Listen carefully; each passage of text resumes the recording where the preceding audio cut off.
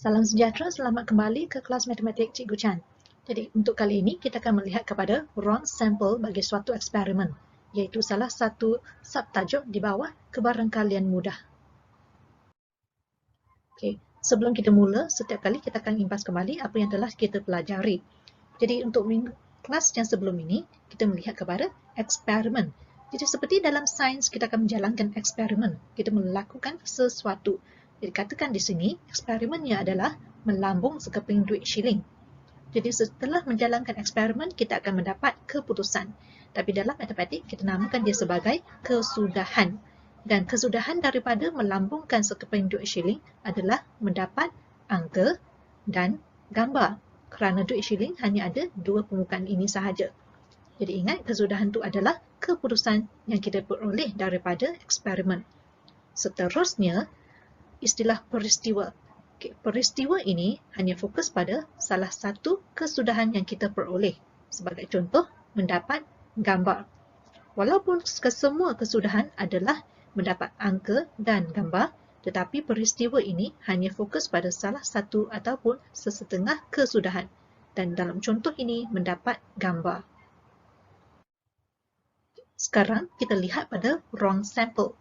Dengan menggunakan eksperimen yang sama, iaitu melambung sekeping duit shilling, semua kesudahan yang mungkin adalah gambar dan angka. Katakan saya gunakan G untuk mewakili gambar dan A untuk mewakili angka. Jadi wrong sample di sini adalah dalam bentuk begini. Saya letakkan di dalam kurungan yang berlainan ini, G dan A. Antara G dan A terdapatnya tanda koma.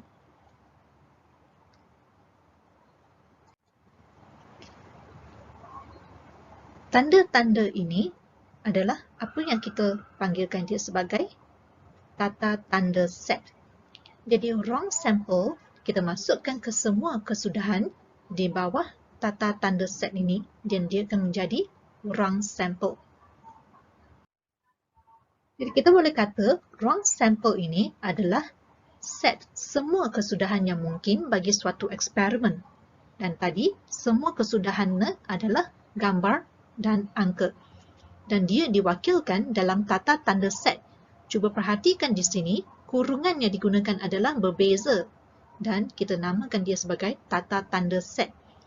Jadi kita masukkan gambar dan angka, iaitu semua kesudahan daripada eksperimen yang tadi, ke dalam tata tanda set ini, maka bentuk ini adalah dipanggil sebagai wrong sample.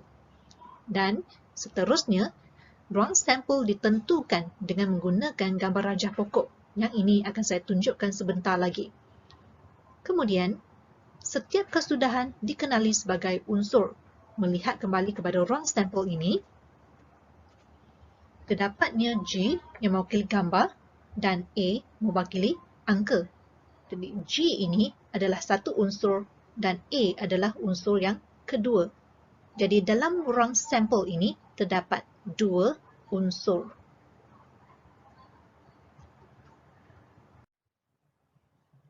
Sekarang kita akan lihat kepada contoh soalan.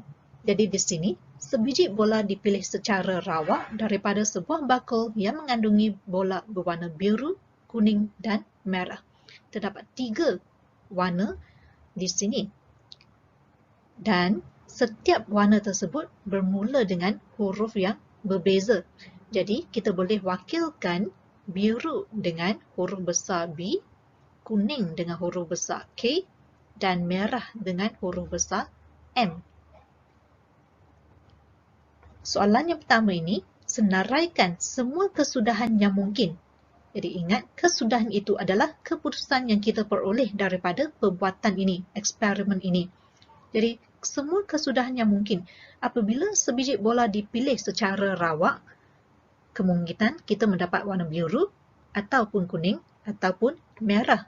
Jadi untuk A ini, jawapannya ialah kemungkinan kita mendapat biru B, kemungkinan kita mendapat kuning K, dan juga mungkin kita mendapat warna merah M. Kemudian, lihat pada soalan B. Tulis wrong sample bagi eksperimen ini dengan menggunakan tata tanda set. Jadi, wrong sample. wrong sample mestilah dituliskan dalam tata tanda set. Dan wrong sample itu adalah semua kesudahan bagi eksperimen tersebut. Jadi kita telah mencarikan semua kesudahan bagi eksperimen itu, iaitu memilih sebiji bola berwarna biru, kuning atau merah. Jadi wrong sampelnya, dan wrong sample biasanya diwakili oleh S huruf besar. Wrong sampelnya kita letakkan tata tanda set dan kita masukkan ke semua kesudahan yang mungkin, iaitu biru, kuning dan merah. Dan kita tutup semula dengan tata tanda set. Jadi ini adalah wrong sample bagi eksperimen ini.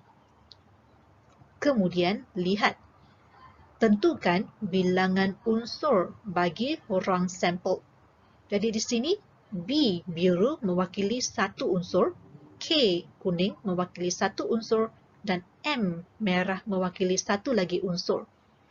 Oleh itu, bilangan unsur untuk wrong sample ialah 3. Okay, biru, kuning dan merah. So ada 3 unsur. Soalan yang kedua. Sebiji bola dipilih secara rawak daripada sebuah bakul yang mengandungi bola berwarna biru dan putih. Bola dipulangkan ke dalam bakul sebelum pilihan kedua dilakukan. So, tulis wrong sampelnya. Jadi di sini terdapat 2 warna, iaitu biru dan putih. Dan kedua-dua warna ini mempunyai abjad permulaan yang berbeza, B dan P. Jadi saya boleh menggunakan abjad ini untuk mewakili biru dan untuk mewakili putih, B dan P. Di sini berbeza sedikit daripada soalan 1 kerana setelah memilih sebiji bola, bola dipulangkan semula ke dalam bakul sebelum kita memilih bola yang kedua. Jadi katakan pilihan pertama sama ada kita mendapat biru atau putih. Jadi, kita tuliskan dalam bentuk begini, kita lukiskan gambar rajah pokok. So, pilihan pertama sama ada kita mendapat biru atau putih. Katakan pilihan pertama saya mendapat biru. Saya letakkan semula bola ke dalam bakul dan saya membuat pilihan kedua. Katakan pilihan kedua ini, saya juga mendapat biru. Jadi, kesudahan yang mungkin di sini kita tuliskan sebagai B, B. Dan letakkan dalam kurungan yang ini. Kita pasangkan dia. So, B yang pertama ialah pilihan pertama kita mendapat biru dan B yang kedua ini adalah pilihan kedua yang juga merupakan biru. Okay. Katakan dalam pilihan pertama mendapat biru, tetapi dalam pilihan kedua kita mendapat warna putih. Jadi, untuk yang ini, kesudahannya adalah dalam bentuk begini. Pilihan pertama mendapat biru, pilihan kedua kita mendapat putih. Jadi dalam kurungan B, P. Okay. Katakan dalam pilihan pertama kita mendapat putih pula. Dan pilihan kedua kita mendapat biru. Jadi kesudahannya kita tuliskan sebagai P putih dan B biru. Dan untuk yang ini pun sama. Pilihan pertama mendapat putih, pilihan kedua pun mendapat putih. Jadi kita telah senaraikan semua kesudahan bagi eksperimen ini dan dia diletakkan dalam pasangan disebabkan kita membuat pilihan sebanyak 2 kali. Jadi yang ini, wrong sample-nya kita kumpulkan keempat-empat ini dan kita masukkan tata tanda set. Apabila dimasukkan dalam tata tanda set, maka keseluruhan ini kita namakan dia sebagai wrong sample bagi eksperimen ini. Kemudian, cuba pelajar perhatikan wrong sample di sini. Okay. Yang pertama, kita mempunyai B, B, iaitu biru dan biru. Yang kedua, biru dan putih. Yang ketiga, putih dan biru. Dan selepas itu, putih dan putih. Setiap ini diasingkan dengan tanda koma. Jadi di sini kita boleh kata bilangan unsur bagi wrong sample. Ingat wrong sample kebiasaannya kita menggunakan huruf S besar untuk mewakilinya. Sample space, okay, S. Jadi bilangan unsur di sini keseluruhan ini adalah satu unsur. pasangan ini adalah satu lagi unsur, pasangan yang ini pun sama, dan pasangan yang terakhir ini. Jadi di sini kita mempunyai 4 unsur. Okey, kita ambilkan dia sebagai satu kumpulan ini sebagai satu unsur. Kerana kita membuat 2 kali pilihan. Masih lagi pada soalan yang sama, soalan 2, dan kita telah mendapatkan jawapan bagi wrong sample. Okey. Jadi, peristiwa A ialah mendapat sekurang-kurangnya sebiji bola biru daripada 2 kali cabutan tersebut.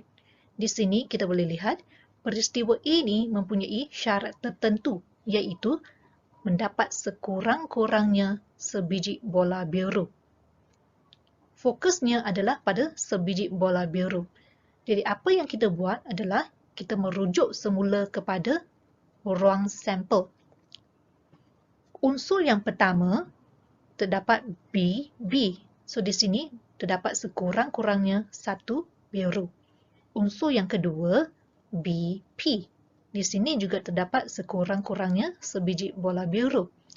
Unsur yang ketiga PB. Walaupun B berada di belakang, ini masih lagi diterima kerana masih lagi bola biru. Namun, untuk unsur yang keempat, tiada bola biru, iaitu hanya putih dan putih. Jadi, untuk A, unsur-unsurnya adalah BB, kita ambil daripada ruang sampel. Kemudian, BP dan PB. Ini adalah unsur-unsur untuk peristiwa A. Dua-dua unsur ini adalah berlainan walaupun mempunyai B dan P. Yang pertama ini bermakna saya mendapat biru dahulu, kemudian barulah saya mendapat putih. Untuk unsur yang ini pula, saya mendapat putih dahulu sebelum saya mendapat biru. So, di sini, bilangan unsur untuk peristiwa A adalah 3.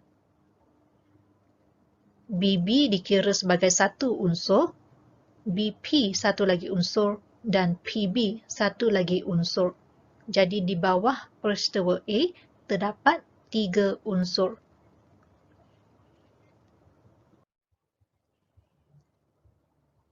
Jadi peristiwa adalah satu set kesudahan yang memenuhi syarat tertentu. Ini adalah sangat penting ya, memenuhi syarat tertentu. Dan syarat-syarat ini biasanya diberikan dalam soalan. Dan peristiwa juga merupakan subset bagi ruang sampel. Subset pelajar boleh rujuk semula kepada bab 11 di tingkatan 1.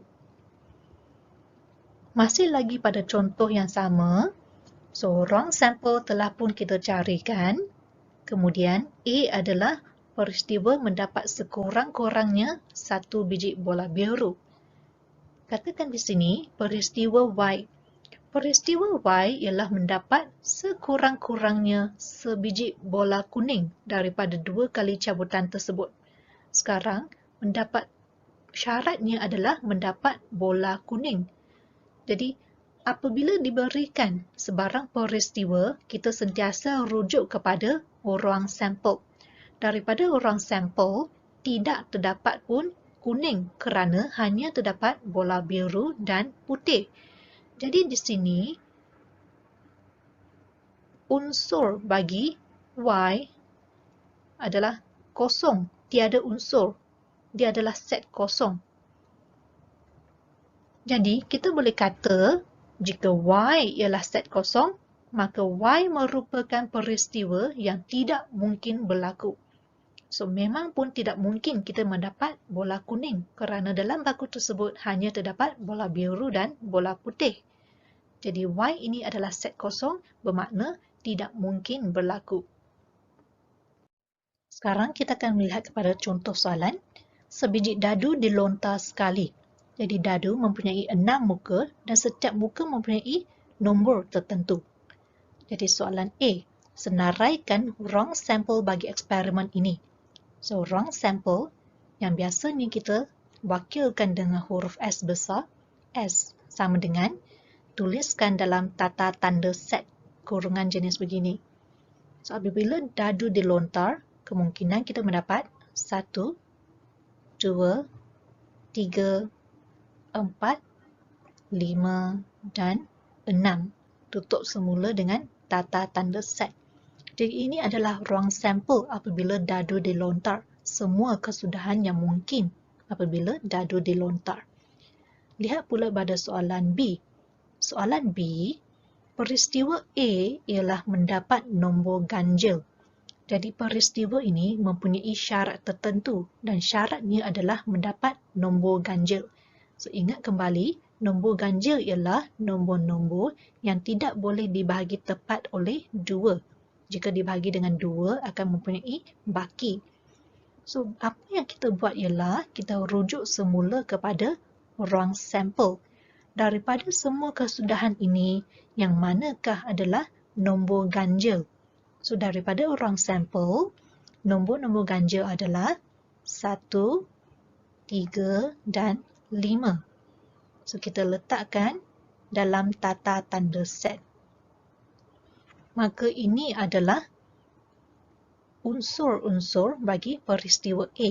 1, 3 dan 5 memenuhi syarat iaitu nombor ganjil. Untuk soalan C pula, peristiwa B ialah mendapat nombor kurang daripada 3. Jadi syaratnya adalah nombor yang kurang daripada 3 dan sentiasa rujuk semula kepada ruang sampel. Daripada ruang sampel, nombor-nombor yang kurang daripada 3 ialah 1 dan 2 sahaja. Kurang daripada 3 maknanya tidak termasuk 3 ya. Jadi, B sama dengan letakkan dalam tata tanda set.